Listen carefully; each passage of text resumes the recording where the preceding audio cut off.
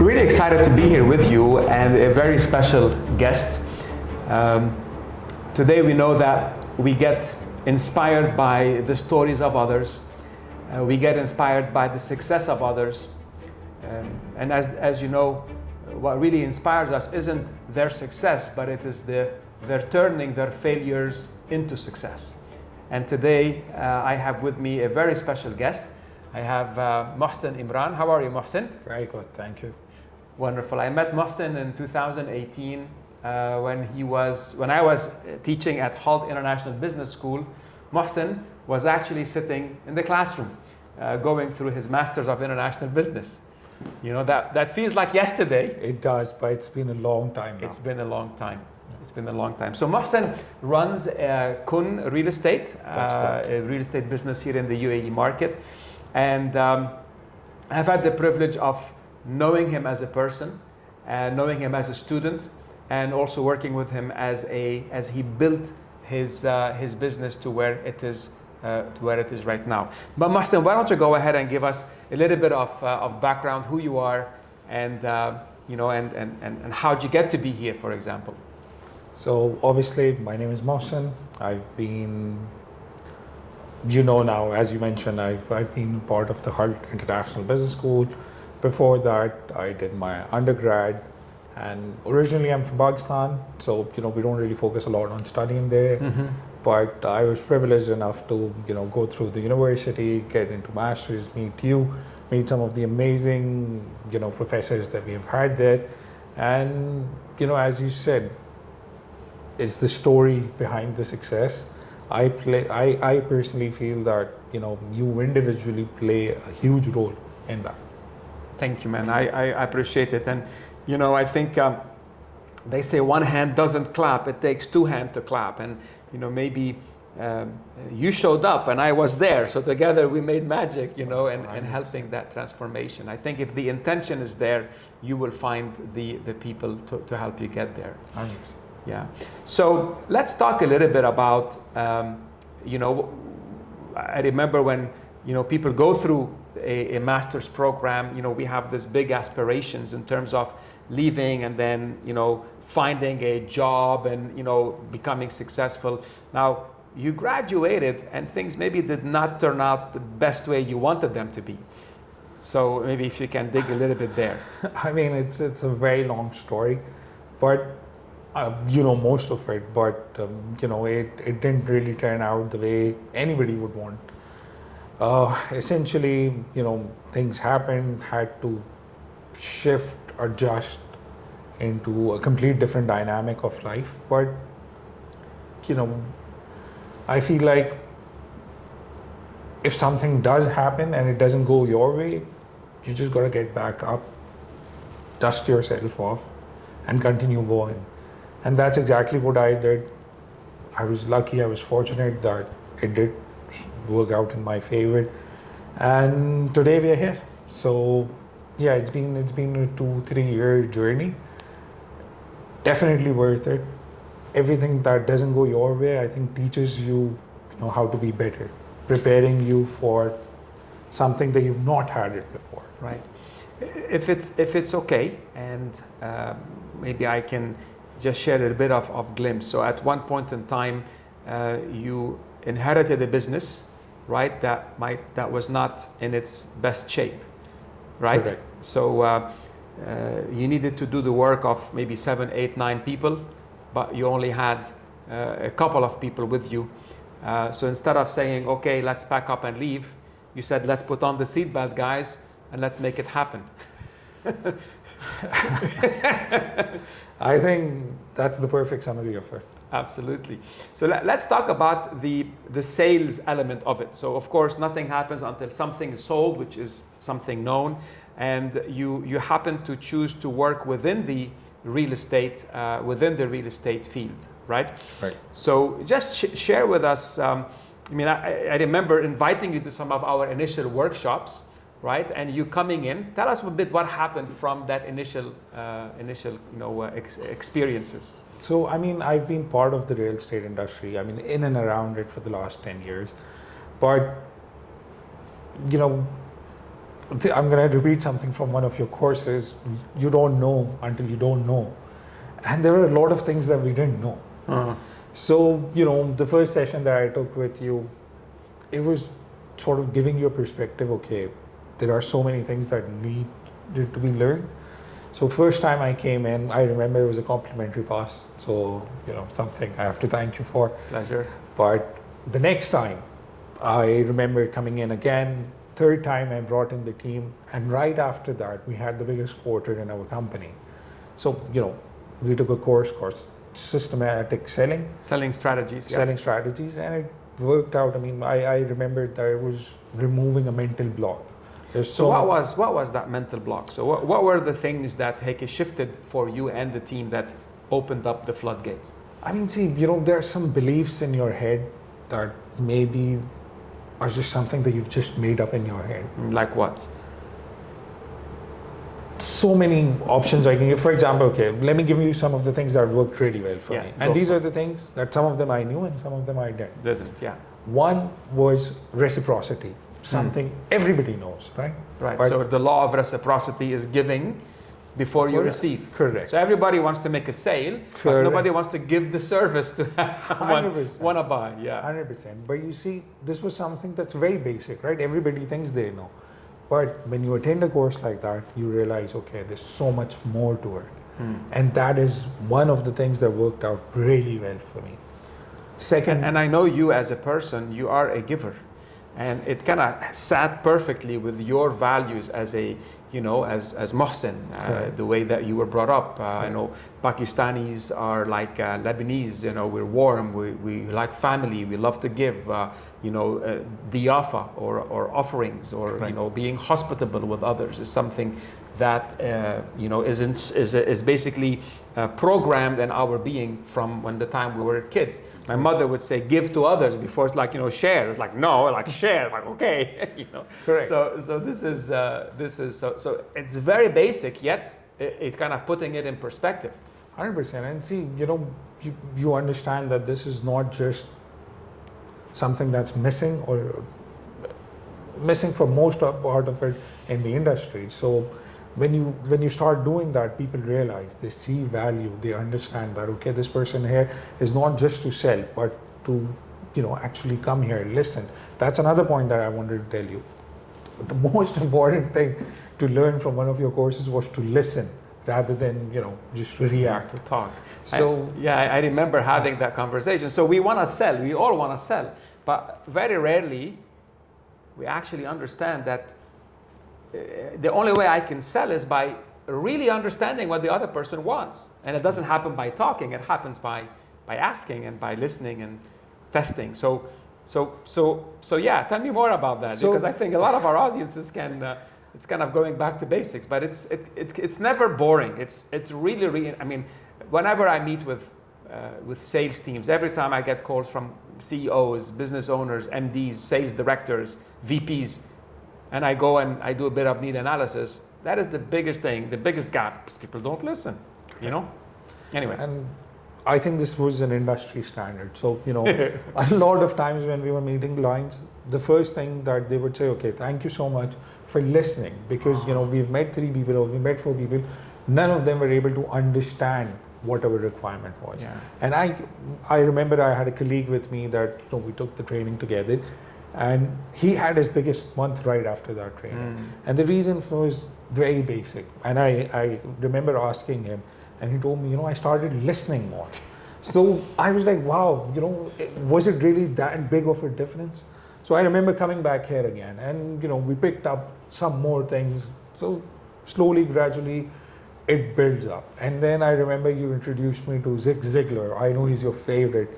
So one of my favorites. One of your favorites. So, you know, I remember one of his quotes that said, people say motivation doesn't last, so does bathing, you know, that's why we recommend it daily. You need and that stuck with me. Yeah. That stuck with me. So so many things. I can continue.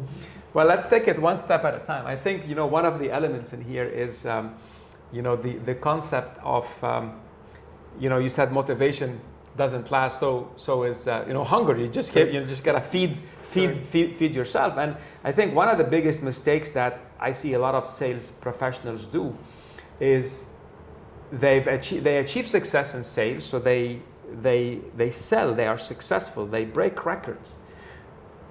But for whatever reason, I ask people, and I go to different seminars and events, and I ask people, how many of you over the last 12 months have read the book on sales? And less than 10 to 15% of the audiences will raise their hands. How many of you attended the seminar on sales? Not because the company wants you to be here, but because you paid for yourself to go to. And again, less than 10 to 15% hands go up. But then you think about, isn't selling like any other thing in life? Which means how do the top athletes, Olympics just finished, how did someone get to go to the Olympics? Do they practice once and then they just show up and go and get the medal, or it's continuous practice? 100%. So even I think about, if you think about it today, what are you as a leader doing to help your team stay on top of their game?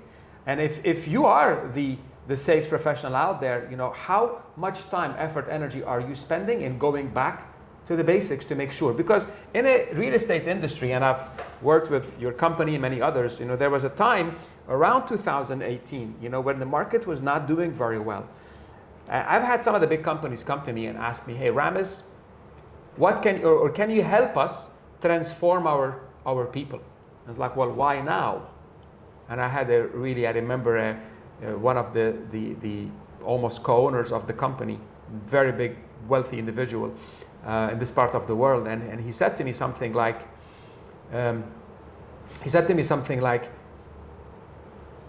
we want to be different from the other organizations. I want my people not just to make a sale when the market is helping them make a sale. I want my people to build relationships. I want customers to remember us after they've made the sale, because maybe today or after they have not made the sale, because when the need comes, are they going to think of us as the go-to, or are they going to think of our competitor? So if we don't spend time to really build the DNA of our organization, to make sure that our people are the difference, because today at the end, if you're selling off plans or if you're selling in this market, all the different organizations have a very similar product. It's not the product that you're selling, but it's yourself.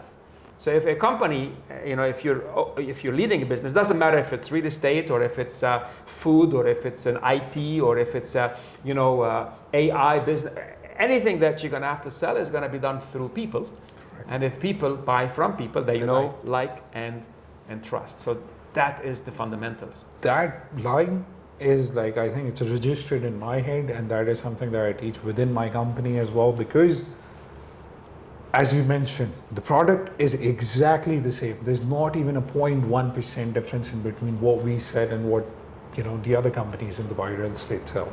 So what makes us different is people who we are, and how do we meet them, how do we treat them, how much do we listen. All of these things are something that we learn from the training courses, from the sales courses, and I think it's time we come back now.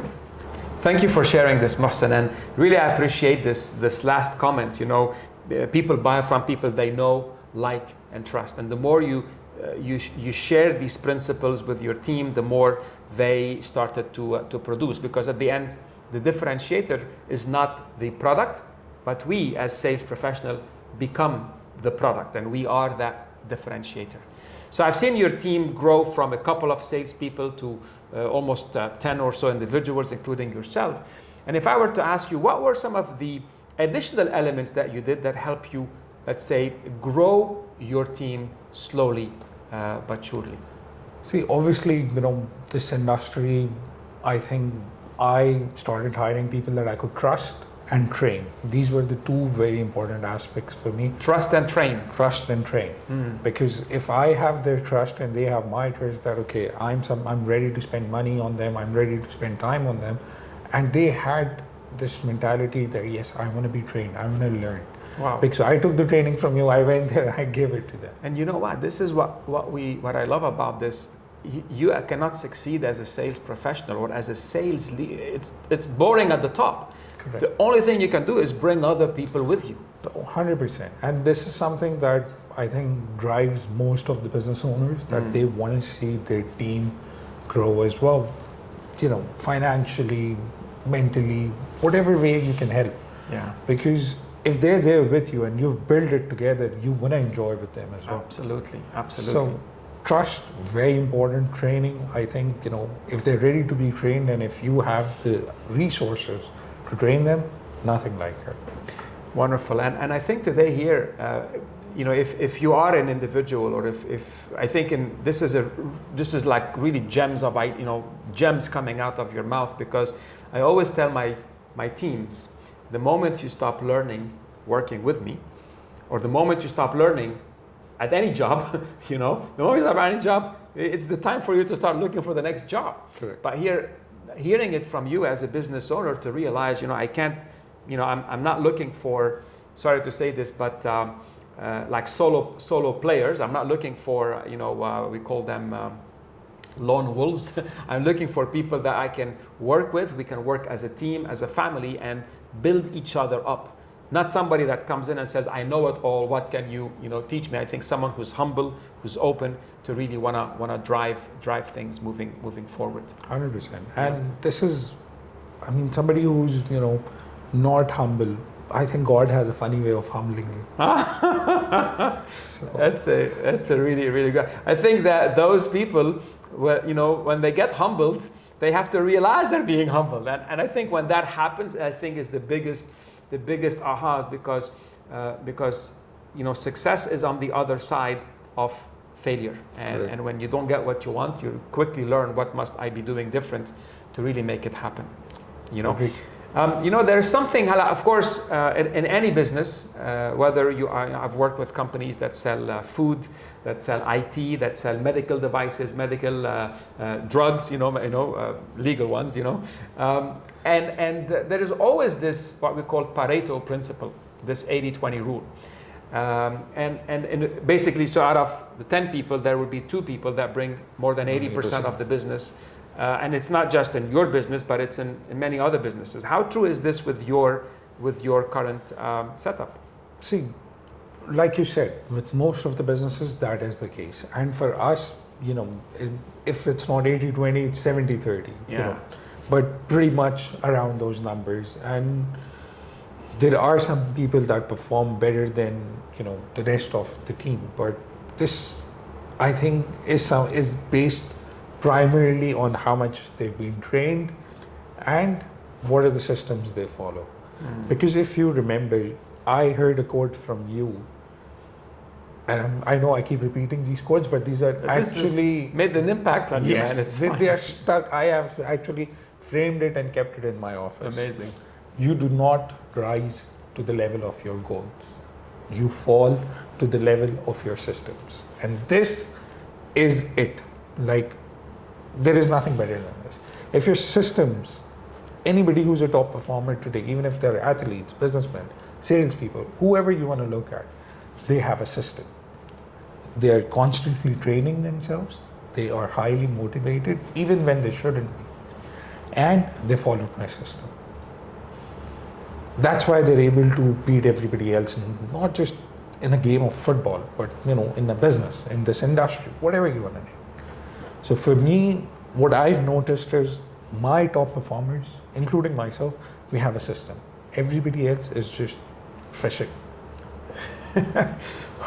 So again, thank you so much for just that one really clear insight. And that the question I have here is, what systems do you have in your business, and are your results today where you want them to be? And if not, well, why not? What system must you have in place in order to really drive these successes? And if I can just dig a little bit deeper. So today we know that, you know, they say, I think Michael Jordan said something, you'll miss 100% of the shots you don't take. So if you don't talk with clients, you're not gonna be able to make a sale. So as a basics of all basics, So some companies or some companies have budgets and funds. I know you're one of them that you invest in getting leads, right? So that costs a lot of money, right? So are these leads being called? Are these leads being followed up on? Are these leads being nurtured? Because today someone that shows is very few people are just going to put in their number or are going to start chatting with someone where they don't have a need. There must be something that got them to initiate the call. Now, I tell you, I had this. At one point in time, I was looking to move my apartment, right? So I'm calling. The first call I made. So I said, yeah, I just saw this ad at this building. Is it available? You know what the next question of the lady said, right? She didn't say, oh, hi, my name is Anne. What is your name? She said, oh, when do you plan to move in? I said, excuse me, I'm just calling. Is it available? So, yeah, when do you plan to move in? I was like, now we are in a confrontational mode. You know, you don't start. This is called the qualification question. Correct. Very basic. Does she have to do it? Yes. But the first question? No. Because if it is the first question, it's very obvious she doesn't care about me. She cares about who? Her. She wants to clear this. If you're not gonna rent right now, leave me alone. Let me go to who's. So yeah, you can do that. You can sift through these inquiries that fast, but you lost someone that spent millions of dirhams on a property. That's exactly the problem. That is, I think you've just literally, tapped on the pain point, which is salespeople today feel like they don't have enough time. Yeah. Are they in this game short term, or are they in this game long term? See, if you speak to anybody who's been in the industry for more than 5 years, before the industry really picked up, yep, you're not going to feel this problem. Yeah. Because they've seen those times when it was difficult. So they're going to ask you all the right questions. They're going to spend time with you. Even if you end up not buying from them, they are completely okay. But they want to build a relationship. And that is what has helped us as a sales team to perform or outperform ourselves. Yeah. Is that even if you're not looking to buy, that's okay.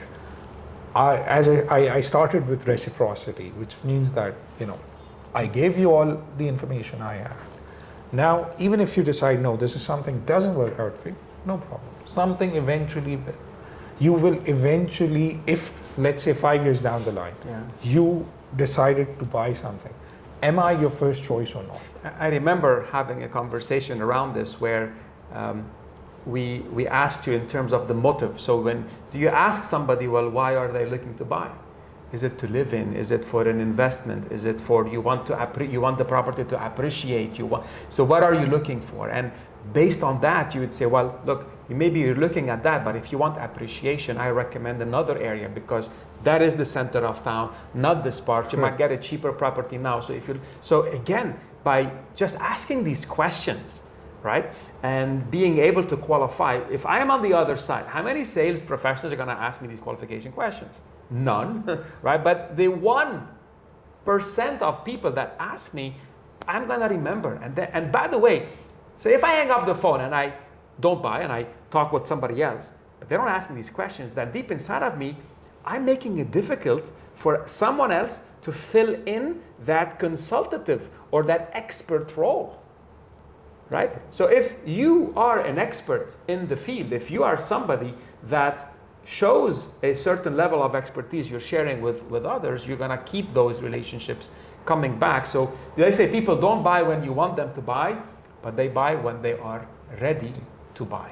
Correct, 100%. I'm going to just build a little bit on that. And you said something to me before. Sorry, I'm going to bring it in. I know for a fact that the value of the deals that you bring are much bigger than the value of the deals that your team brings. And by the way, it's not just with your business, but many of the other real estate organizations we work with, we find that the owners, the top of the business, those that have clear understanding of building relationships, they end up bringing, the big majority of the deals, and they end up bringing the big value deals. So those high net worth individuals end up trusting people like yourself. So let's talk a little bit about, how did you get there?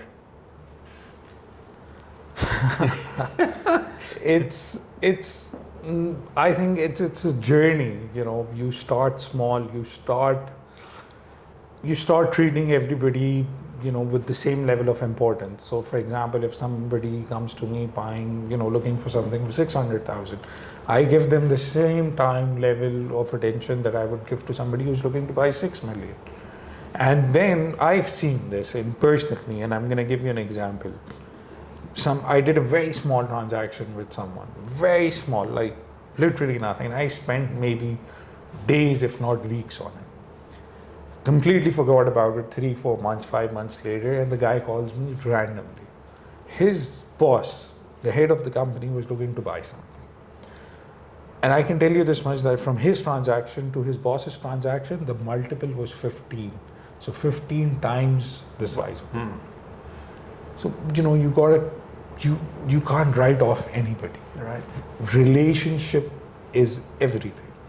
If you have a relationship with your clients, because again, we go back to the same point, what I'm selling is not different to anything else that the other company is selling. So if you build those relationships, and when something is not right for your client, even though it is going to make you money, you got to learn to say no. Listen, Mr. Client, this does not work for you. Even though you're going to make money from it. It doesn't work for you, it doesn't work for you. And that is something that has helped me a lot, because at times I have had clients call me up, listen, I heard this from this person. Do you think we should buy it? Even though they're going to buy it from me, I don't want to sell it to them because it just does not fit their investment criteria. Yeah, that's a very controversial thing, because there's that thin line, ethical selling. And if something is not good for another person, do you ignore what you know and just go for the sale?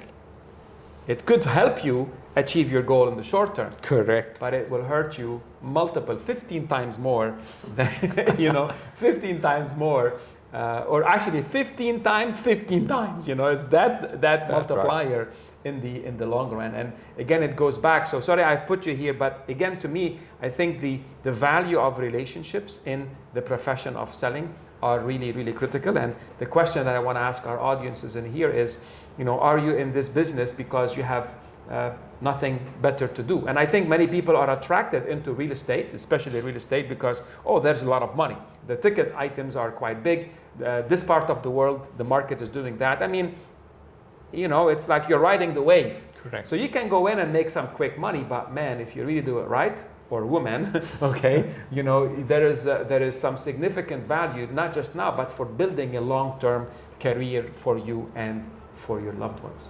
I think today's conversation has a lot to do with going back to the fundamentals, going back to basics, building these relationships. If you were to kind of share maybe your top 3 tips that you could share with our sales professionals out there, how can we inspire them to get even better at the art and science of selling? What would you say, Mohsin? I think first one would be, as I mentioned, systematic selling. So something, I've copied your name, but you've got to have a system,